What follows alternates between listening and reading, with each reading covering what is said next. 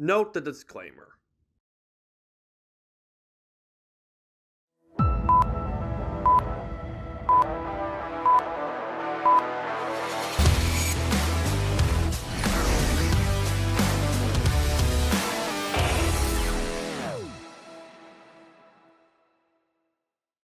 Being in the film industry for some time now, I understand how hard it is to make a movie.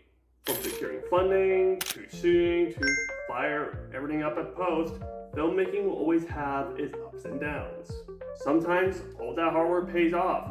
Other times, some projects don't align with the director's vision, or meet with negative responses from audiences. Some films never get released, scrapped due to studio decisions. By the end of the day, everything we watch is still art. Whatever will be good or bad, we can look at it, analyze it, and express what we think. Because it all goes down to perspective. What most people don't realize is that watching bad movies can actually help filmmakers. They teach us what not to do. They help us understand as to what might have gone wrong behind the scenes. It might sound crazy, but it helped change the way I see filmmaking. So in this video, I want to explore the question, how do bad movies help me as a filmmaker? Well, let's find out. Before we begin, I want to address that I'm only going over movies that are not only bad through presentation, but also have bad stories behind the scenes.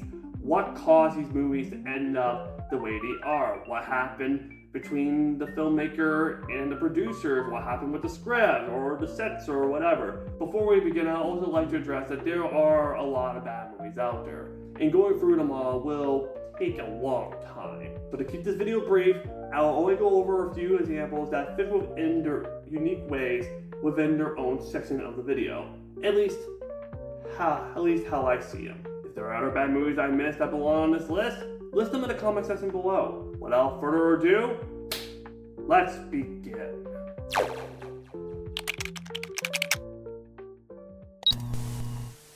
This chapter is all about film quality. Think of it as how not to make a movie 101. We're talking about writing, direction, execution. Some of the worst films ever made fall into this category. The first example that comes to my mind is The Room. I did not hit her. It's not true. It's bullshit. I did not hit her. I did not. Oh, hi, Mark. Do I even need to explain?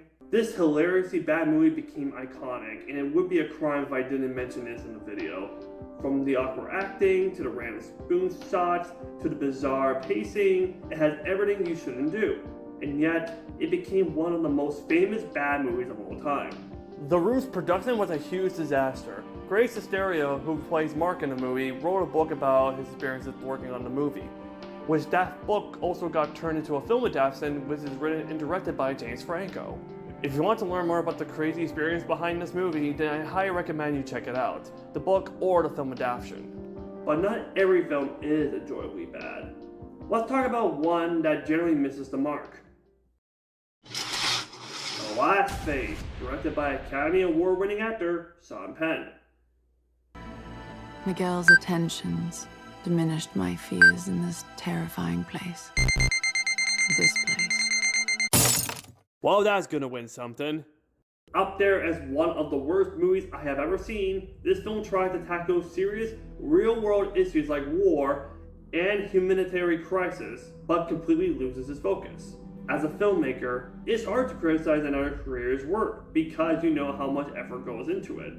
But in this case, this film feels misguided. The story becomes unfocused and instead presents shock value. The romance overshadows the messages, and the performance feels disconnected from the reality of the situation. Instead of engaging the audience, it pushes them away. The problems that The Last Phase has was mostly the heavy-headed decisions that Sean Penn made. On top of his relationship with Charlize Theron at the time, did make things a little complicated between the two of them. So what is the lesson here? Well, a bad movie isn't bad because it's cheap or amateur. Sometimes it's bad because it doesn't understand to own responsibility.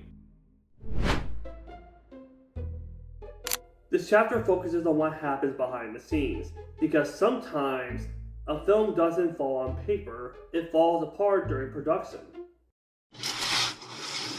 One example is The Cat in the Hat starring Mike Myers. Feels like you saw a monster. A monster? Where? That could have gone better. This film is infamous, not just for its final product, but for what happened during production. There were creative conflicts, difficulties on set behavior, and major production challenges. At one point, entire sets had to be rebuilt due to weather damages, cost both time and money. That kind of instability creates a stressful environment, and it shows on screen. Another issue was the clash between Mike Myers and director Paul Welch. Their visions didn't align. One wanted a family-friendly film, while the other pushed for more edgy humor. Without a undefined direction, the film collapsed.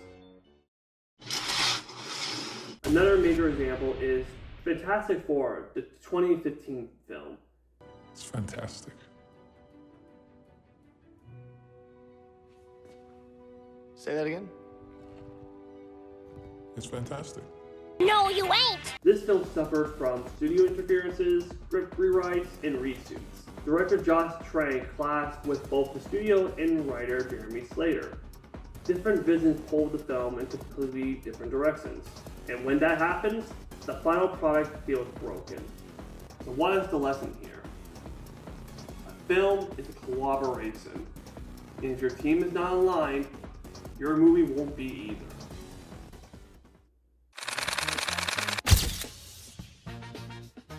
This is where budgeting becomes critical. Because yes, you need money to make a film, but if you spend it in the wrong places, your movie will still feel cheap. One example is The Electric State. Stay calm, stay calm. Scabs are still machines, they're rational. With a report budget of over $320 million, you expect something incredible. But instead, this Netflix sci-fi film made by the Russo brothers focuses heavily on star power and spectacle, while the visuals and storytelling feel underwhelming. There was so little I found about the production of this movie. The only thing I can gather is that it was based on a blog, and it had nothing to do with the source material. It tries to look big, without actually feeling meaningful. Another example is Movie 43.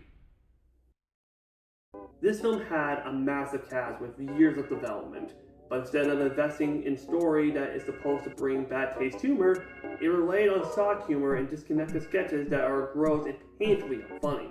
Actors like Hugh Jackman are completely wasted on ideas that don't go anywhere. Instead, we have to witness Hugh Jackman's ball sack touches all over a baby's head. Big boy. Yeah. Who's a big boy? Who's a big boy, huh? A lot of these celebrities signed on to do this, and they try to get out of it for how awful the script was. Richard Gere accepted the job to be nice, but only did it under certain conditions. Other actors like George Clooney, Colin Farrell, and even Trey Parker and Matt Stone were involved with this production, but immediately backed out. Hey, George Clooney even told them to go f themselves. No joke.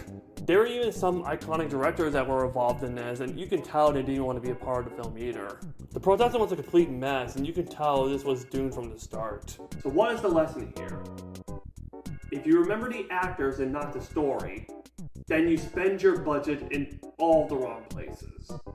Filmmaking is a marathon, not a race.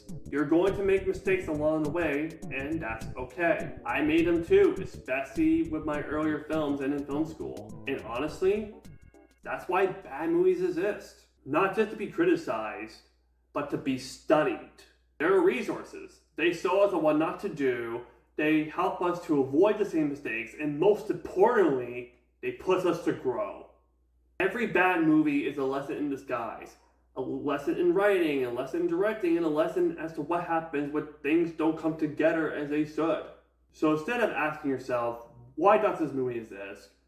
Start asking, what can I learn from them? Because at the end of the day, these lessons, what makes you a better filmmaker. Thank you for watching. If you enjoyed this video, then make sure you hit the like button, subscribe, and stay tuned for more by hitting the notification bell for the latest updates. And until next time, guys, I'll see you all real soon. Happy filming.